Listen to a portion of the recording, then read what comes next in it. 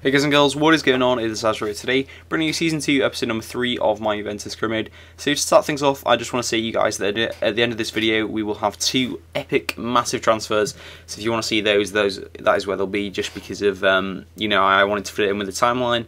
And yeah, that is where they fall. So if you're looking for just the transfers, they're at the end of the video, and I'm sure you see them later on. But anyway, we've got a game here against Milan. So Milan, obviously, a very good team. You know, they've got Balotelli, El Shaarawy, Nocerino, Montalivo, they've got Boateng, they've got a fantastic team. I know I would like to think that Juventus, all the Juventus team I've got is a little bit better than they have. I mean, they've been struggling in the league a little bit. I don't know what it is about them, but they all seem to be, instead of being like second, they all seem to be fourth or fifth. The teams that compete are really Juventus, Inter, Lazio, Milan and probably Napoli, but it always seems to be that Inter are second, and then it's Milan and Lazio third, fourth and fifth, and Napoli as well in there. And it never seems to be that Milan are really up there. I don't know what it is about them. I think they're maybe a bit inconsistent. Every time I seem to play them, they are a very, very good team. They're very difficult to break down, and they're very I don't know. They've got some very, very good attacking strengths, and that is something that I'm always worried about. But 3-0 up, I mean, I was kind of like, wow, this is pretty amazing, because generally against Milan, I'm always kind of, it's maybe 2-1 or a 2-2 draw.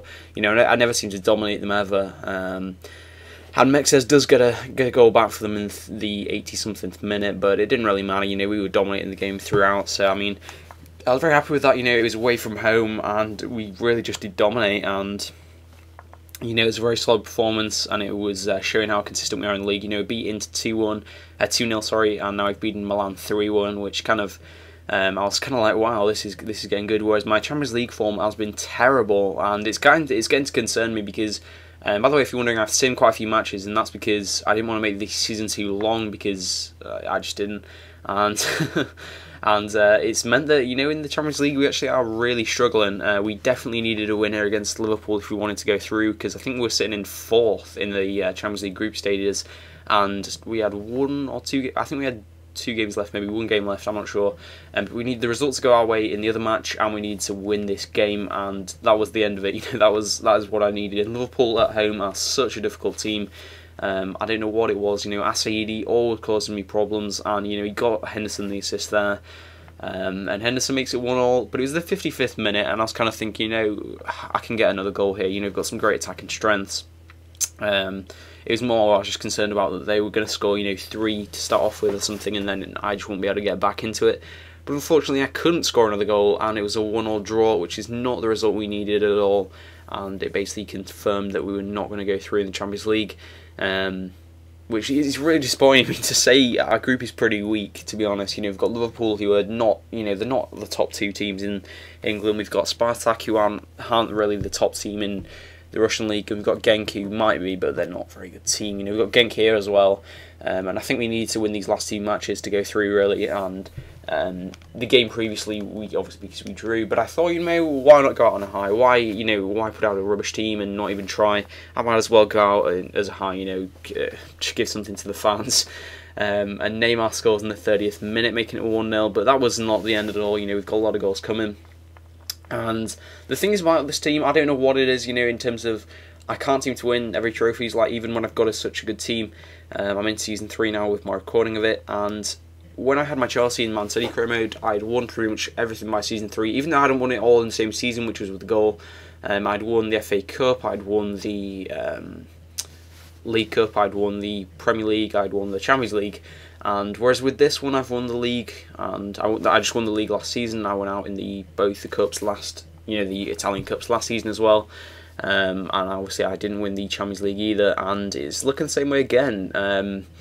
I'm not out of the Italian Cup, but it's more the Champions League I'm talking about. That's the big thing that I'm always worried about winning, because I find that is the toughest competition to win, and it kind of shows how well you are as a team. If you can win the league, Champions League, all in one season, then you've clearly got an absolutely beast team on your hands that plays consistently well and can take down the biggest opposition, and that's the whole goal with these career modes, to make the best team possible.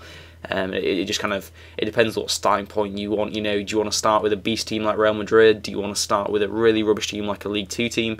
It's all up to you. As you can see, we're winning 4-0 and we're just absolutely tearing them apart. The defence was so bad, I don't know how I didn't thrash them in the first leg.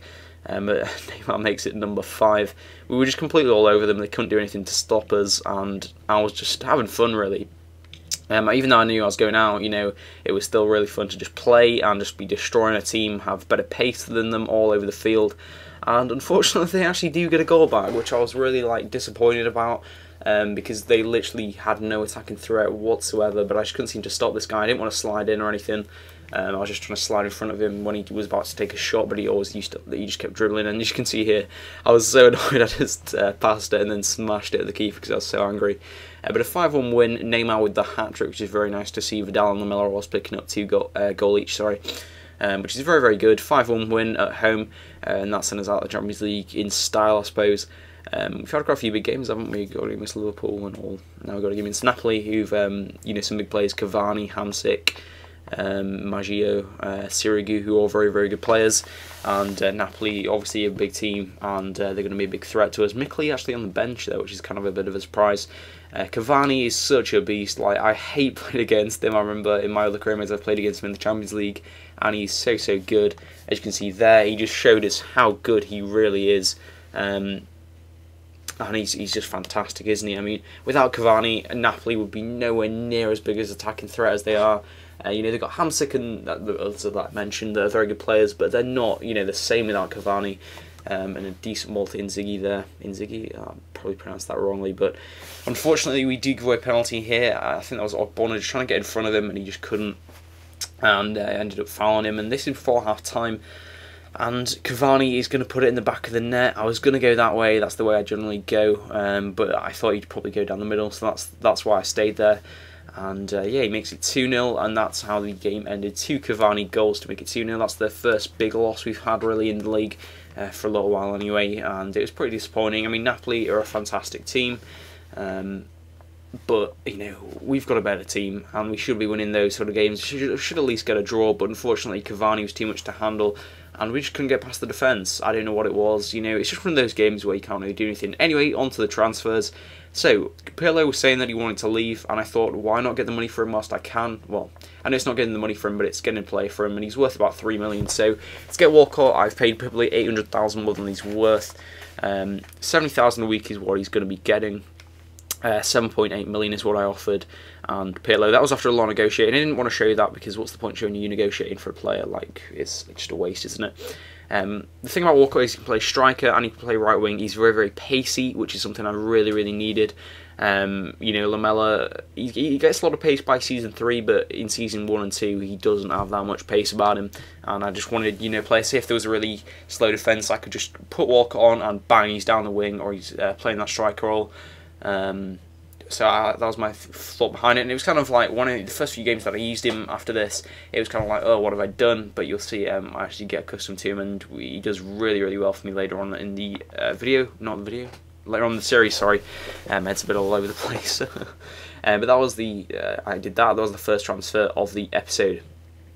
So moving on to the second, I'm sure you guys will be very happy with this one. I never thought I could get him. But I did. I thought, Giovinco was saying he wanted to leave as well because he wasn't playing too much, and I thought, I really do need a striker. So I've made a shortlist of strikers, and Cavani is the one I went for. I just went, you know what, why not go for it? So I offered them 3.8 million Giovinco. Giovinco was worth about 11 million at this point, and 3.8. So we've basically paid just under 15 million. He's worth 20. He's age 26, 87 overall. In excellent form, 110,000 a week is what we wanted, and that has got to be one of the best transfers I've ever done in a career mode. Giovinco is a good player, but he's not great, and Cavani is probably the best striker in the league, and we've now got him on our team. I was really just shocked, I expected them to come back and be like, no, and they came back and said yes, and I was like, you've got to be kidding me, is that a joke? And because I offered them, because there was a thing where it said Hamsik wanted to leave, so I offered them Giovinco for Hamsik, and they said no, but I thought, let's just offer Juventus for Cavani, because Juventus can actually play striker if you look on his card. So I was like, let's just offer them that. 3.8 million is what I had left, as you can see there. So I thought, might as well, you know, why not? And that is what I did.